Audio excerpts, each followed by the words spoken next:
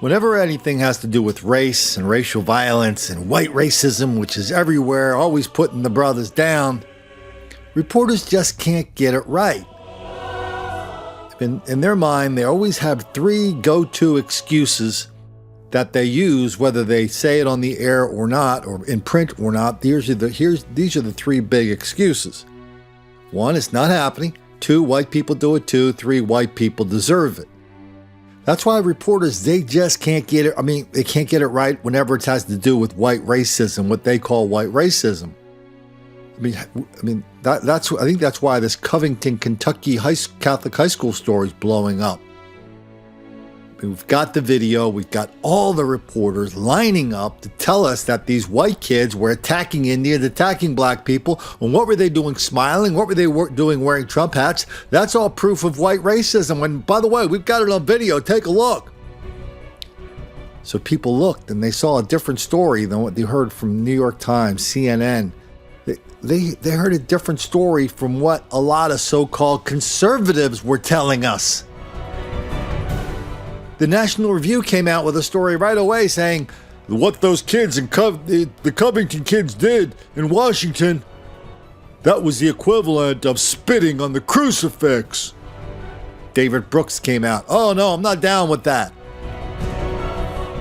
All these so-called conservatives came out and were piling on these kids. And the fact that they're so predisposed to do that tells us that how absent the conservatives have been, how cowardly conservatives have been on this whole topic of black violence, wildly out of proportion. And as a result of that, I mean, conservatives and Republicans and white people in general, I mean, they just walk around. Everybody knows they are totally defenseless if somebody walks up to them and says, hey, you are a racist. That's the end of your career. Well, that's the way it's been anyway, but this Covington thing is really kind of blowing that up. But even as more and more video evidence emerges of this enormous level of black dysfunction, black on white violence, black criminality, black violence, black on young, black on old, black on gay, black on straight, black on white, black on Asian, black on Eskimos, black on Amish, black on kitties, puppies, turtles, goldfish. Everybody's doubling down. So here's the challenge that we have here, right? We recognize that when we do these videos and podcasts and articles and books, we recognize that we are challenging the greatest lie of our generation. We are standing up and saying, hey, I'm sorry, but everything you guys think you know about this topic is wrong. And so that's the landscape. And when you enter that landscape, you can't just go in there and say, and you're wrong, and you have to believe me. Take my word for it. Can you? No, that's not our world. Our world is when you challenge a firmly held, unexamined piece of traditional wisdom, conventional wisdom. You got to go in there with facts. You got to go in there with fact after fact after fact after fact. And you got to just keep chipping away. Our thing is, it's a big mountain of denial. It's going to take a mountain of evidence and videos and victims and witnesses and 911 calls to bring that whole enterprise down. And it's happening. From time to time here, I talk about the story of Kelvin Wiley. He was a man in Encinitas, California, who was convicted. And he was accused of trying to kill his white girlfriend, a black man convicted of trying to kill his white girlfriend. So I got a hold of the story, and based on a letter from Kelvin in prison, I thought he was guilty. And he said, listen, even the judge at sentencing said the main witness against me was lying. I said, no, that's a lie. I guarantee you that's not true. Turned out to be true. So I started unraveling all these threads and facts and following them back. But the landscape was not just, Kelvin didn't do it. you didn't know. The Klan, I couldn't just go in and say, listen, you guys didn't have a case. No, I had to go in and prove a negative. Very difficult. I had to prove Kelvin did not do it. And so I couldn't just go in and go, hey, you guys didn't give him a fair shot. No, I had to get new witnesses. I had to show how this woman had tried to do the same thing a year before this time to a white guy. They went through the same thing. Kelvin and this other guy went through the same thing, which is, they were trying to break up with this girl named Nikki Giovanni. And when they tried to break up with her, she went nuts. It was kind of a Fatal Attraction thing. You remember the movie? That was kind of textbook how it works. So that's the environment all of us are in now. We have to just keep hammering with facts after fact after fact, story after story after story. And when they say that's anecdotal, when they say it's cherry picking, all we can do is say, you know what? Our facts illuminate the numbers. Our facts our stories illuminate facts. Our story illuminate numbers.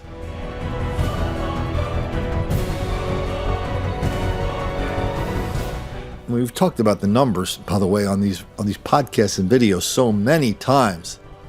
How the numbers, as bad as they are, that show the disparity between black violence and white violence, black violence and Asian violence, as bad as they are, the real numbers are way worse.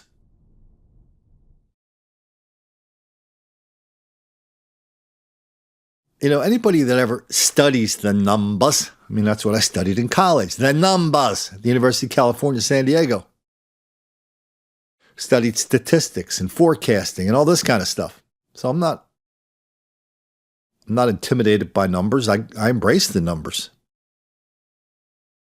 But one thing anybody spends any time with numbers know, the numbers are not reality. The numbers are a representation of reality.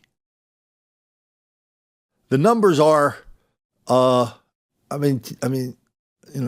Roger Maris hits, or Mickey Mantle hits, or somebody, Roger Maris hits 61 homers in a year. That's a number. That's a pretty accurate representation of reality. But what if the Yankees kept their own numbers? What if the Yankees kept their own statistics for all these things that happened? Hell, if Roger Maris kept his own numbers, without fear of contradiction, without anybody examining it, his 61 homers, maybe they could have gone up to 610 homers. Well, that's what we find among the police, increasingly find in police departments all over the country. They are the ones doing their own numbers. They are cooking their own books. It got so bad in New Orleans, the state had to go in and take over that function from that police department down there because they said, listen, you are trying to make it seem like New Orleans is a lot safer than it really is. Talked to a woman down the street from my house the other day, an older woman. She was not black. She moved into this neighborhood 2 blocks away. Next door, she had a bunch of fellas and lovely ladies going in and out, partying, doing drugs, doing this and that. She's on her porch one night, and one of the people from next door comes up on her porch and beats the piss out of her. A young lady comes up and beats the piss out of this older woman. Hits her in the face 25 times. She got arrested and charged with offensive touching. That's a misdemeanor. And so multiply that out all over the country. Front page New York Times. We'll get into this in my book, Don't Make the Black Kids Angry. Front page New York Times. They talk about how difficult it is to get police to take a report. No report, no crime. And now everybody's bragging in Chicago. Headline, Chicago Tribune. Record low number of people in jail in Chicago, 6,000. Ditto in Baltimore, Philadelphia, all over the country. Everybody's bragging about this now because everybody knows that white racists are putting black people in jail and prison for no reason whatsoever. White people are always calling the cops on black people for no reason whatsoever. This is a fact. So now we get to the point where this level of black violence and criminality And hostility is now mainstream. We turn on the television, we turn on radio, turn on TV. It's an accepted fact that white racists are messing with black people all the time. Isn't that the story of Covington? There are still people who are doubling down on Covington.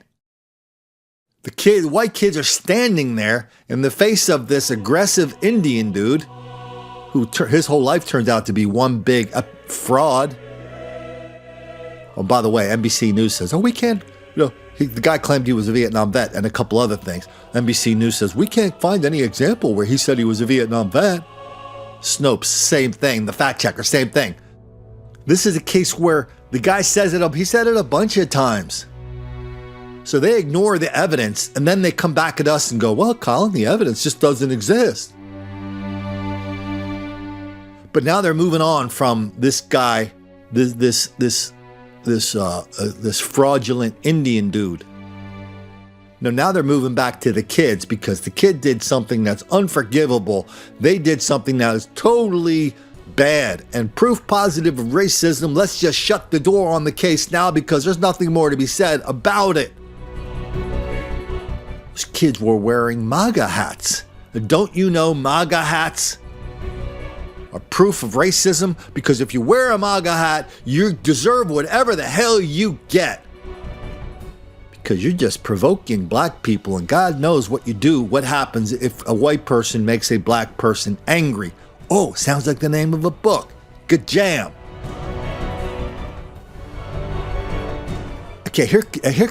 So here comes the part where I kind of thought this podcast would start here, but no, we had to build up to it a little bit. I notice whenever I'm listening to the clowns and their enablers on the radio or on MSNBC, CNN, or a million other places, everybody just talks and they do the opposite of what we do, at least here. What I do here is, if I say something's happening, I have to give an example, at least one or two examples, right? Like we did a video and a podcast on this the other day about black women who are pressured not to report rape. Why? Because black men are already victims of racism, and if you report that man for rape, you're going to put it on his record, and you're going to ruin his life forever, and you're going to be just like the big bad white racist. Okay, so I said that, right? Is that it? I just say it, go, hey, yeah, take my word for it. No, we can't. We came in with lots and lots of stories from black papers, black sources, black reporters, black women saying, yeah, that happens.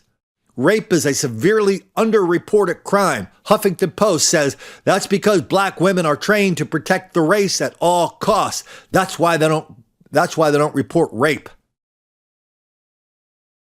Yeah, well, yeah. Congratulations if you figured out what that does to your numbers.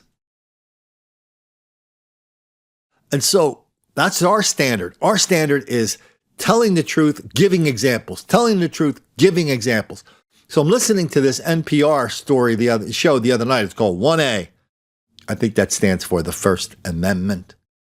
That's supposed to be free speech. God, whenever a liberal brags about free speech, you know that there's not going to be anything free about it. You know it's going to be very narrowly focused. You know there's never going to be any contrasting opinion, let alone challenging opinion. And so I'm just going to give you a couple minutes of this NPR broadcast where we're going to jump into the middle of it, where they're talking about the Covington kids. Watch how they make all these are professors and big-time radio hosts and big-time radio guests, big-time network. Watch how they make all these statements without giving a shred of proof, a shred of examples, a shred of anything. They're just sitting there pulling it out of midair and hoping we take their word for it. Age boys who are probably more interested in what their friends around them think of them in that moment than of their place in a larger society where black and white matter.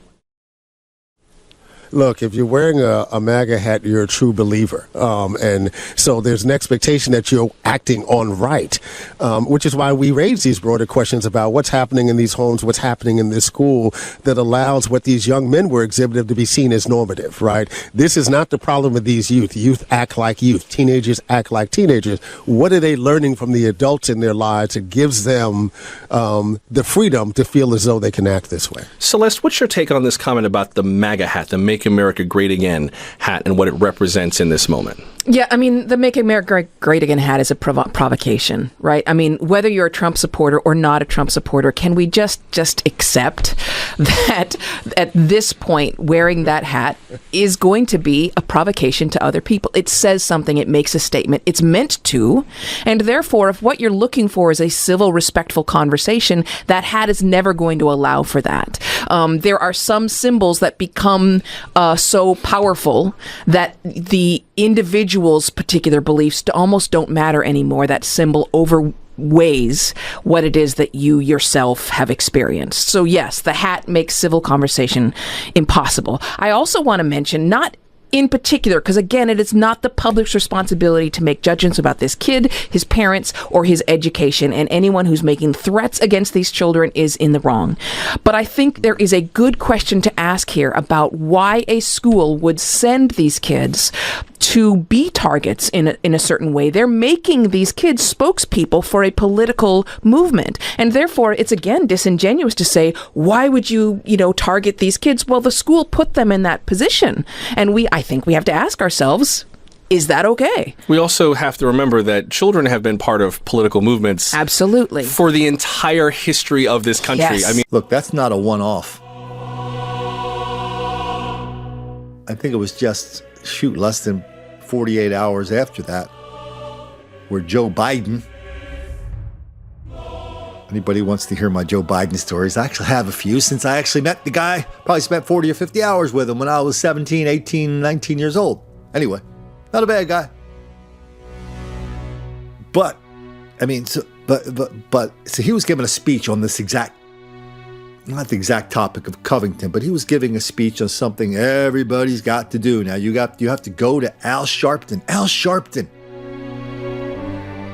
Wow. Tawana Brawley, ring a bell. Brooklyn race riots, ring a bell. Against Jewish people, ring a bell. But everybody who wants to run for president has to make their trek to the National Action Network, NAN. Biden did it this week. And when you go there, you have to remind people, yes, you definitely agree that black people are relentless victims of relentless white racism all the time, everywhere. That explains every damn thing. Let's hear a little bit of that from good old Uncle Joe. America's been made better for all the struggles many of you in this room have endured and led.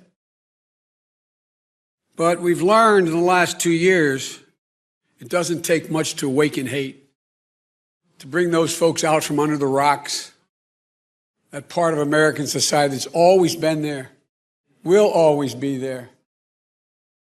They have been deliberately reawakened again, those forces. It's not an accident. They have been deliberately reawakened again. Unearthed by loose talk, by direct appeals to prejudice from the alt-right. And then something I never thought I would live to see again, having a president of the United States make a moral equivalence between those who were spreading the hate and those who were opposing it, saying there were, quote, very fine people on both sides. No presidents in Civil War have ever uttered words like that. We have to challenge these forces of hate and stand up and simply say what the vast majority of Americans agree to. This is not our America. No, for real, not applaud. This is not who we are. We have a lot to root out, but most of all, there's systematic racism that most of us whites don't like to acknowledge even exists. We don't even consciously acknowledge it. But it's been built into every aspect of our system.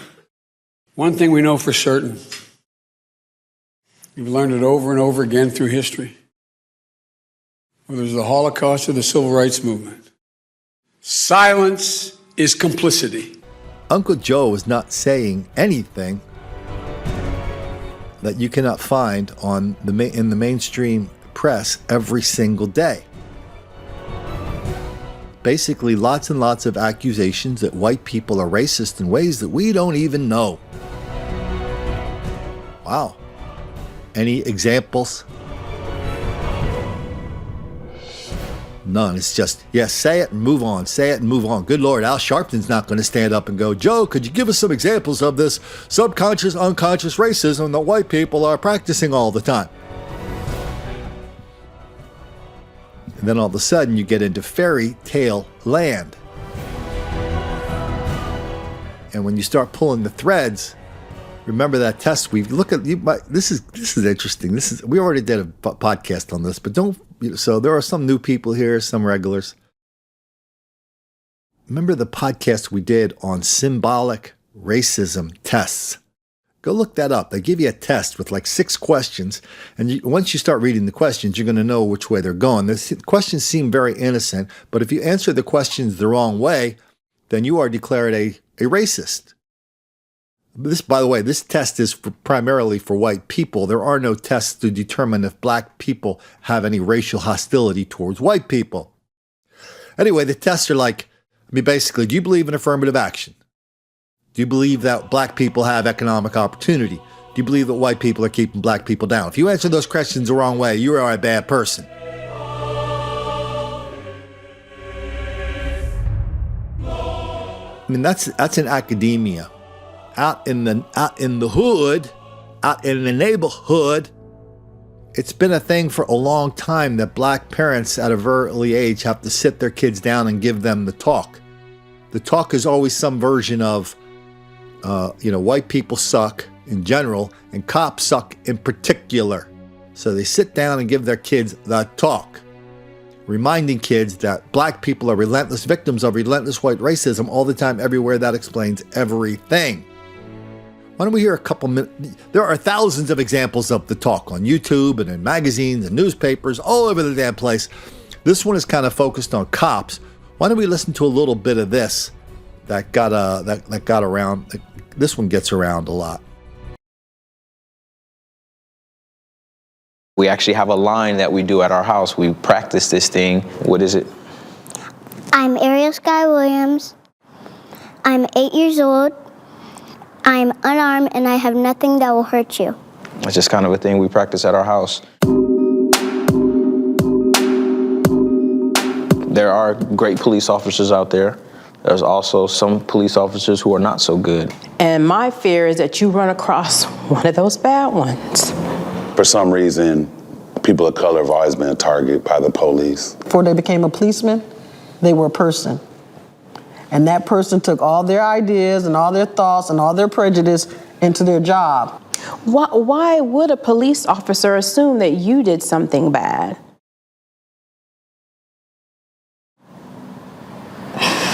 Maybe because of my skin color. I remember being put in handcuffs for something that had nothing to do with me. I was literally walking in the mall. Cops slammed me on the ground, busted my lip, chipped my tooth. That actually made me really mad. How about the time they pulled us over with me in the car and arrested me and left all of you guys sitting in the car and nobody knew how to drive on the side of the road because the bumper on the car was kind of hanging off? No. You know, we live in Puyallup. There's people that don't even have a bumper on their car. My rear brake light wasn't working, and I got to my destination and they were working. I was about your age. Actually, they grabbed me. Why? I didn't know at the time. They just grabbed me. They threw me onto the police car. I got tased that time. That time they tased me because they said I wasn't complying. Ariel, are you okay? What's wrong, baby?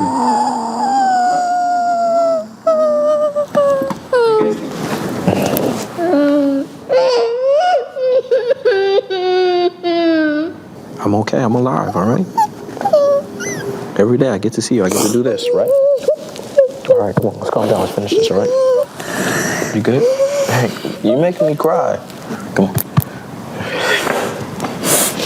You have to be careful when you're out there in this world because this world's not going to always be honest or fair to you. I know, Sean, you got a little bit lighter than the rest of them, so it's a possibility you won't get stopped. Sound like you just pulled him over. Okay. If you were driving, cop pulls you over. Police gets out the car, comes to the window. What would you do? License and registration, please, ma'am. Why do you think I pulled you over?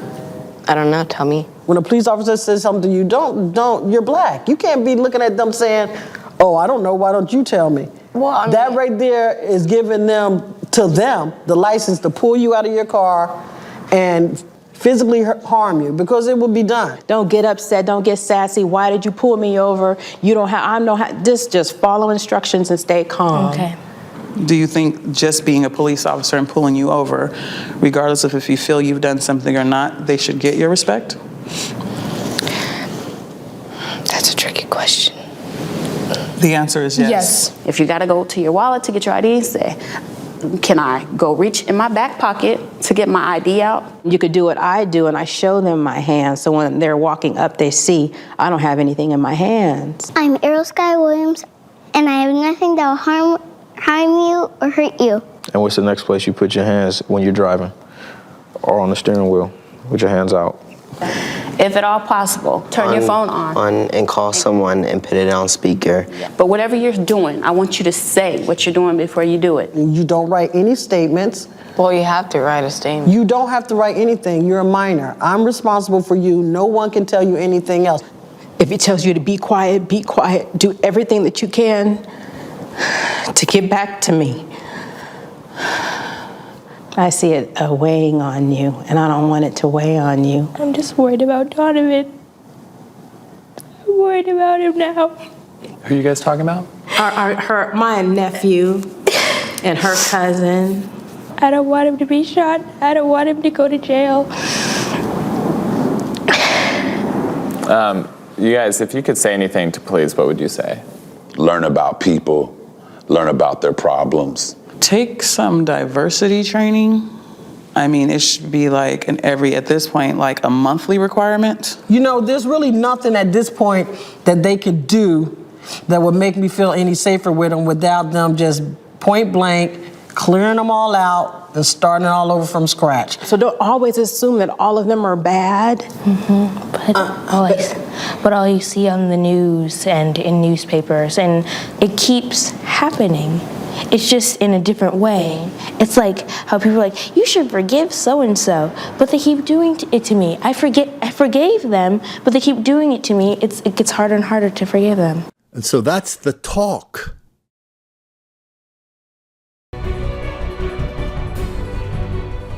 Who's going to protect black people from all this bad stuff white people are always doing to them, like asking them to obey the law?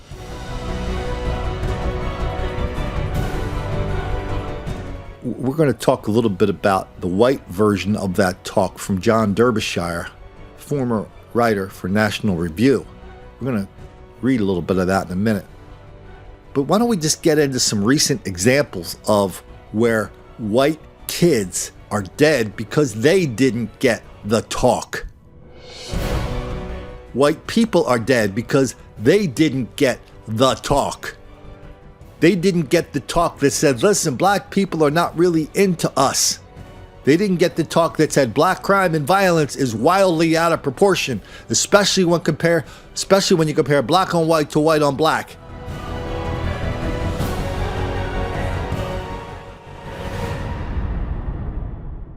Who's getting the talk? When do we when do we start giving our kids the talk? Why don't we do this? We're going to go through some examples right now. We're just going to burn right through these, one story from another, mostly from TV news. You'll hear the audio portion of it. I mean, this is what we have to do here. We can't just talk, we have to show. And if you're going to talk about this, you have to know not only what the big picture is, but what the micro picture is. Because if you don't, if you go in and say, well, if you go to some reporter or you go to some forum where you participate and you start throwing facts and figures at everybody, listen, people love that. You will be dismissed as just a boring person. Well, Colin, the 19 black on white crime is 19 or 190 or 1,900 times more likely than white on black crime. Nobody cares if it's 19 or 1900. They're just happy because they can dismiss you. You can dismiss numbers, but you cannot dismiss this black on white murder. All these have happened just in the last couple of days. If nothing else, remember, this was a good child. A good kid Detops watched grow up. Now she's comforting Chandler Erskine's family after he was shot and killed Sunday afternoon. He loved to hunt. He was and be with his friends, like a typical teenage boy. The 16-year-old was killed just north of Oak Grove at the intersection of Percy Morton Lane and Old Kilburn Road. This family will now miss out on his graduation and his marriage and his being able to have children. Tubbs says she can't imagine why someone would want Erskine dead. You never saw him without him having a smile on his face. She says he was an honor student with a huge heart. Walked into a room, lit the room up. Never met a stranger. He loved everyone. Everyone loved him. I can't even begin to comprehend the pain that this family is going through. Bloomington police tell us it's a drug deal gone bad here at Plato's Court in Knights Landing in Bloomington. 2 people shot. 1 died. The suspects had actually traveled to Bloomington from Fort Wayne with the intent to purchase marijuana from the victims. Sometime during that trek, however, the two, Jamarius Turnage, age 25, and Cleotis Collins Jr., age 24, decided, according to police, that they would steal it. A robbery gone wrong. Good evening, I'm Justin Case. Kentucky State Police say a warrant is out for the arrest of a man believed to be behind the murder of a Knox County man. Troopers say 24-year-old Philip Lee Lewis III shot and killed 25-year-old Gary Medlin. It all happened yesterday at the A&B Quick Stop in the Gray community. Investigators say Lewis tried to rob the store and shot Medlin as he tried running for safety. Through our investigation, evidence from the scene, tips that's been called in. And I'm Mike Montecalvo. As we first reported on Eyewitness News at noon, police have arrested 2 men in connection to a deadly stabbing from over the weekend. Both appeared in court within the last hour. Eyewitness News reporter Eric Halpern was there and joins us now live in Taunton with more. Eric? Mike and Shannon, it was emotional in the courtroom this afternoon as family and friends of the victim were inside the courtroom for the arraignment. Both of the suspects were arrested this morning and then arraigned just about a half an hour ago. Kaylin Cruz and Jerome Middleton are both charged with murder and armed robbery. They're accused of killing 31-year-old Justin Paolo late Saturday night on Wilson Street in Taunton. According to the prosecutor, the two stabbed Wilson and stole from him that night before taking off. Investigators say a doorbell camera helped them identify the suspects.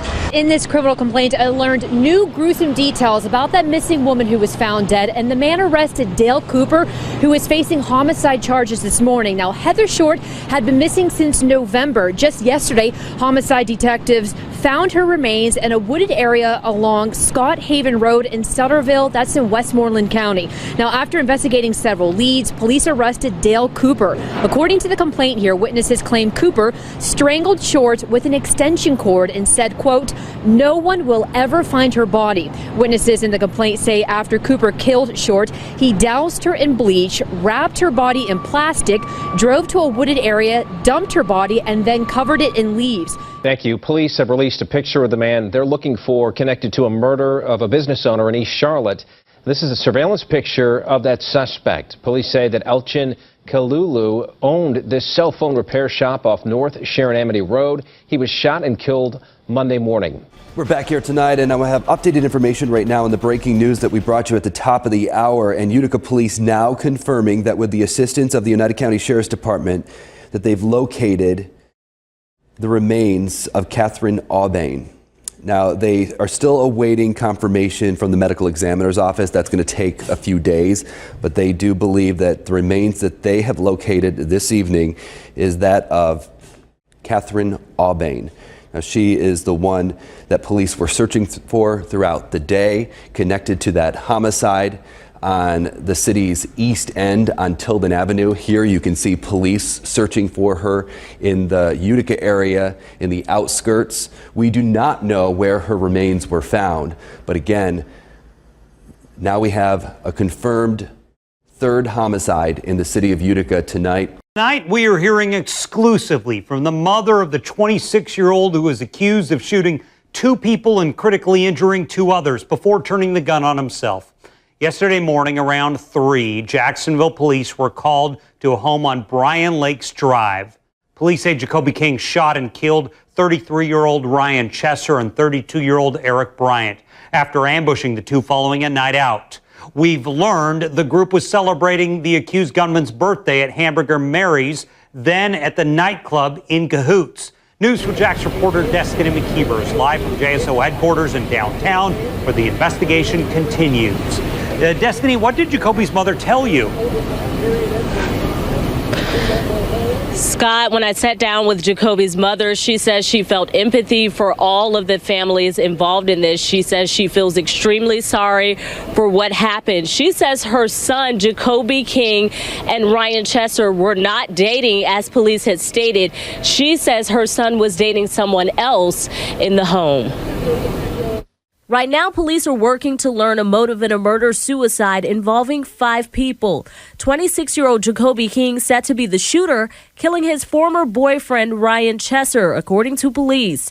Chesser and Eric Bryant both died on scene. 2 others survived, but King shot himself. Police say the group was coming from a club before this happened. Jacoby and the girl was just over to my son's house hanging out about between 1 and 1:30, and then they left to go back to the west side, Jacoby and the girl. I don't know her, only heard of her. We spoke exclusively with King's mother today. She says she did not know her son to be in a gay relationship. She says her son was dating one of the surviving women. She did not understand how police concluded her son was with Chesser. This whole thing about him possibly dating one of the men who were killed is... No, that's not true at all. My son and I have a really great relationship. We're very open. I don't discriminate against anything. I have an open door policy with all of my children. Jacoby could have come to me and told me that. Furthermore, King's mother says he was living a happy life. She believes something must have triggered her son to shoot 4 people and then himself. I'm sorry, I feel empathy in my heart for everyone that's involved. I want the facts to come in, and I want the record straightened about who he was actually dating in that home. I do not want his reputation to be tarnished by this incident. I love my child, and I have empathy for everyone that's involved. I mean, some of these black on white murders now are so run of the mill, they don't even merit an attention. They don't even merit a story from their local TV news channel.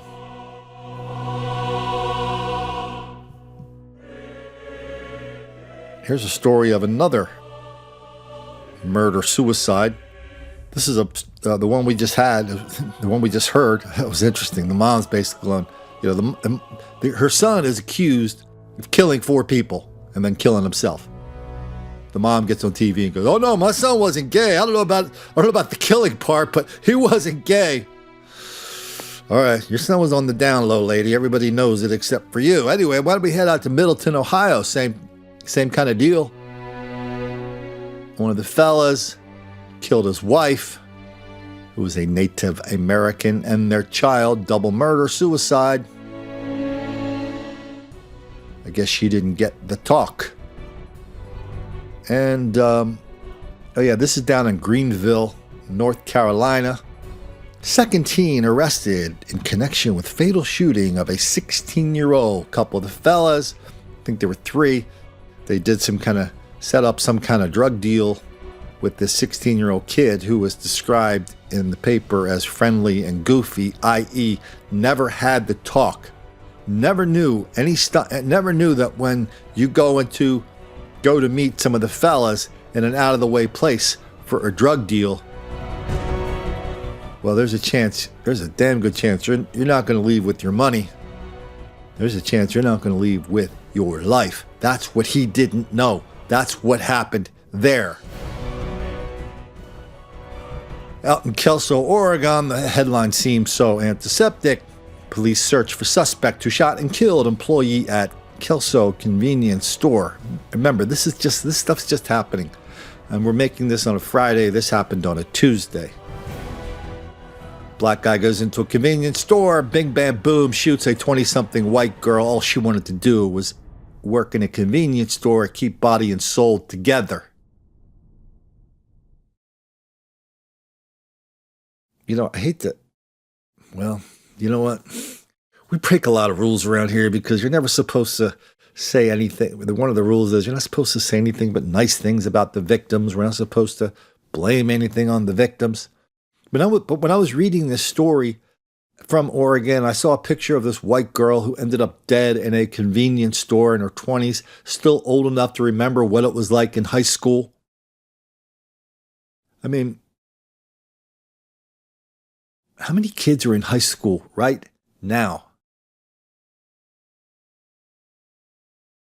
that the only thing they're going to be ready for when they come out of high school is working at a convenience store? I mean, that's what we ought to just do in high school. Say, okay, you want to study math and science, you're going to study computers, you're going to study this and that. The rest of you, we're going to give you a degree that we're going to just put it right on the degree. You could take this high school diploma into any convenience store in America, and after a couple days of training, you will be qualified to earn the minimum wage working behind a counter where anybody with a gun can come in there and shoot you and rob you, and chances are it's going to be one of the fellas, but we're not going to teach you that. Damn. Out in Northwest Indiana, little white chick, apparently her boyfriend had something to do with drugs. A couple of the fellas thought, because they may or may not have had drugs, they may or may not have money. They tried robbing, and not just once, but twice. Second time, she got shot in the head. Bing, bam, boom. Nobody gave her the talk. These are just a couple of examples of black on white murder from the last couple days. Over at minds.com/Colin Flaherty and on Twitter at Colin Flaherty, on my Facebook pages. I probably posted 10 more examples of black on white murder, just recent. I don't know what it is. I don't know if they spiked, or I don't know, just everybody kept sending them to me. I don't know, but there's a lot going on out there. And guess what we're not seeing? We're not seeing white on black murder.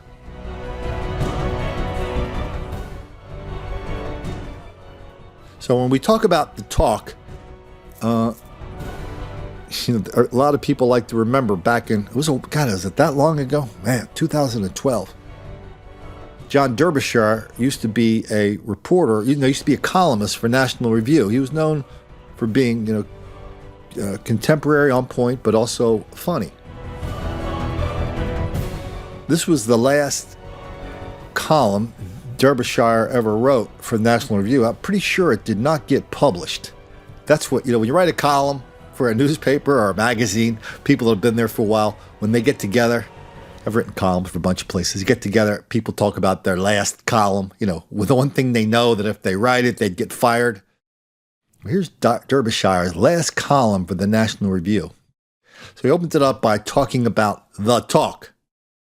And he reminds people that the talk is a thing that black people do. Mothers tell their sons, stay away from cops, stay away from white people, because they're both going to kill you whenever they get a chance for no damn reason whatsoever.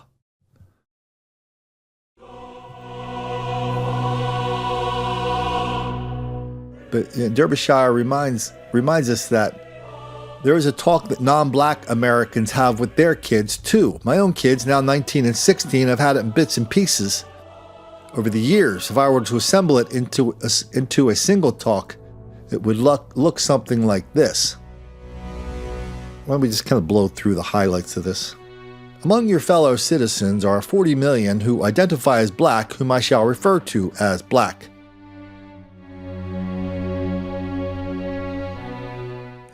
What you and I must call the N-word is used freely among blacks, but is taboo to non-blacks. American blacks are descended from West Africa with some white and Aboriginal American mixture. your own ancestry is mixed Northern European and Northern East Asian. I think Mr. Derbyshire is married to a lovely Asian lady. Your own ancestry is mixed European and Asian, but blacks will take you to be white.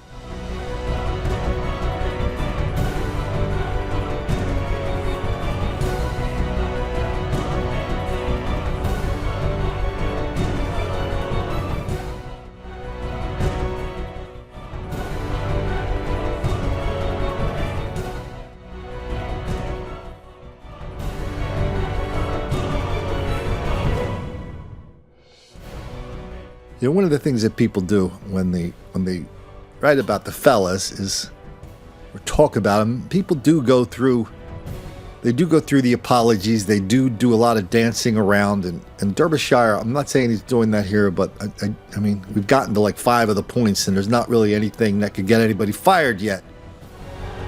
Let's go to point 6. As you go through life, however, says Mr. Derbyshire, you will experience an ever larger number of encounters with black Americans. Assuming your encounters are random, not restricted only to black convicted murderers or to black investment bankers, the law of large numbers will inevitably kick in. You will observe that the average of many traits are very different for black and white Americans, as has been confirmed by methodical inquiries into the human sciences. Of most importance to your personal safety are the very different means for antisocial behavior, which you will see reflected in school disciplinary measures, political corruption, and criminal convictions. These differences are magnified by the hostility many black people feel toward white people. Thus, while black-on-black behavior is more antisocial in the average than is white-on-white behavior, average black-on-white behavior is a degree more antisocial still. A small cohort of blacks, he estimates it to be 5%, is ferociously hostile to whites and will go to great lengths to inconvenience or harm us. A much larger cohort of blacks, half, will go along passively, if the 5% takes some leadership in some event. They will do this out of racial solidarity, the natural willingness of most human beings to be led, and a vague feeling that whites have it coming.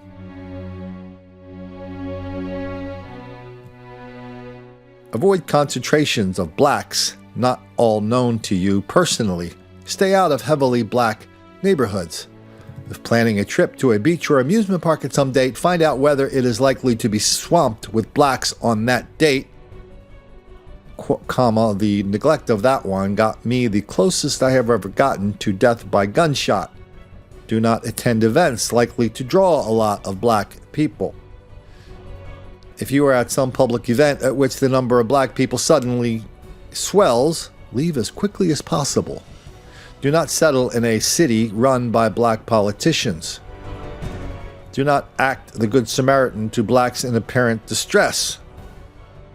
Man, I have a story in my queue about that right now.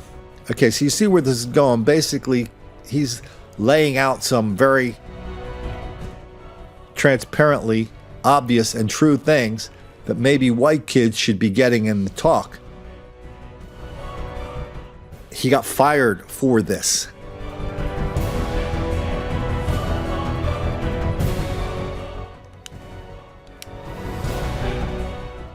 It's weird, isn't it, how Rich Lowry fired him from National Review. He came, I forget what he said, but it was something like, this is not a place for that kind of talk, this magazine.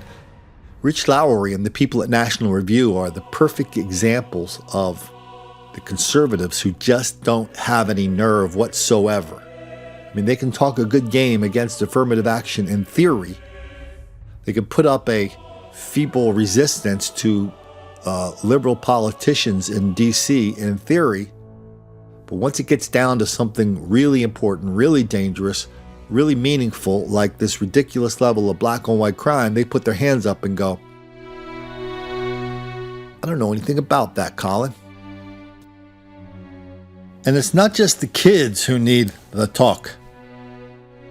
How many of us have friends, family, living in places where they are exposed to black hostility and violence, and they might not even know it. They might be living in a bubble. They need the talk. Your parents living in a neighborhood they were born and raised in, they didn't feel like moving out of, and now it's, well, they're just too damn stubborn to do it. And they say that the fact is that neighborhood's safe because they lived there for 67 years. Nothing ever happened to them. Well, people don't even know what happens in their neighborhood anymore. But somebody's got to look them in the eye and say, listen, you're 70 years old, 80 years old, 85 years old. Yeah, you think you're 50, you think you're 40, but you're not. What you are is a target. That's a version of the talk. And when you do give a version of the talk, do yourself a favor, do your listeners a favor. Dispense with the long explanations at the beginning of the talk, the long qualifications.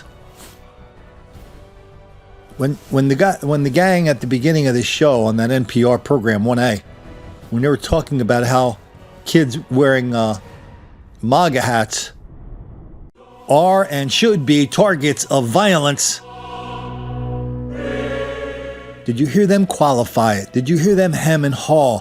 Did you get a sense they were looking around over their shoulder because they were about to say something very controversial where they could lose their career over? No. I mean, those are the stakes. So if you decide you are in a position where you can give the talk, just don't waste your time and the listener's time by qualifying it and watering it down. Just speak as plainly as you can. And maybe the talk doesn't have to be one 5-minute talk. Maybe it can be a series of talks and hints over a couple of weeks. Something in the newspaper, something in the national news, something you saw on TV. Some expression of black on white violence, black on white hostility. Everybody's afraid to acknowledge what it is. Everybody's afraid to point out there is a pattern of crime, violence, and hostility going on. Crime, violence, and hostility that make life dangerous for you if you don't recognize it. Or for your kids if they decide to go off to a college in the middle of one of the hoods and they don't recognize it. Or they think if they go to school in the hood, that's going to be like going to a school in a laboratory. That's not the way this world works. That's not the way this world is spinning.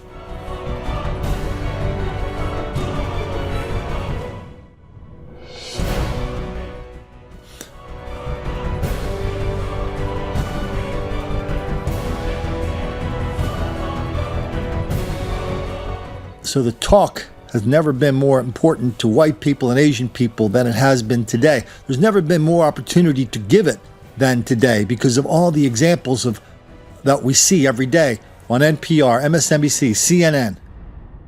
All the people shrugging off this black on white violence and saying, yeah, those kids wearing MAGA hats, let's go get them. So the stakes are high. But maybe, not everybody can give the talk though, right? Like if you work in a cubicle or you're a teacher, a fireman, a cop, or some other public employee, don't lose your job over the talk. If you can't give the talk, support people who do give the talk, which is what we do here every day. A lot of people support these efforts. They send me stories that's fantastic. Maybe they'll drop a few pennies in my PayPal account. Maybe they go to colinflaherty.com. Get the address for my PayPal account. And you can also get some merchandise over there, t-shirts and cups, with all sorts of cool sayings on them like denial, deceit, and delusion. If you go to minds.com/Colin Flaherty, you can get my address. Send it to, if you want to send me something here, send it here if you don't feel comfortable with PayPal. Don't get fired for giving the talk.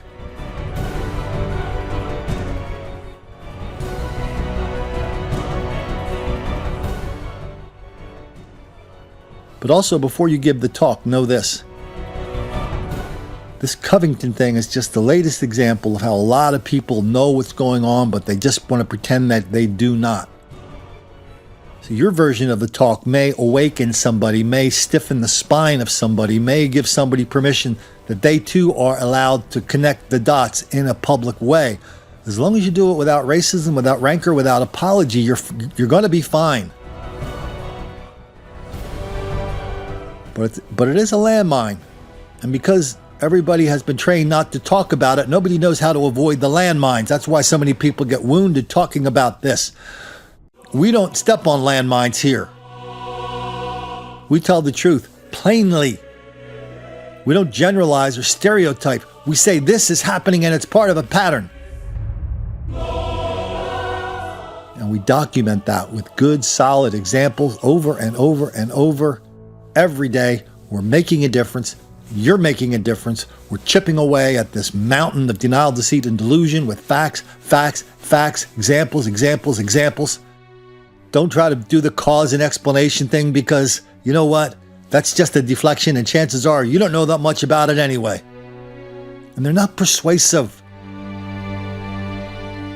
Stick with what we have. Stick with what we know. Stick with the most dramatic example of black hostility that we have, which is black on white violence. Do that. Change somebody's life if you can. Even if that means making a few black kids angry.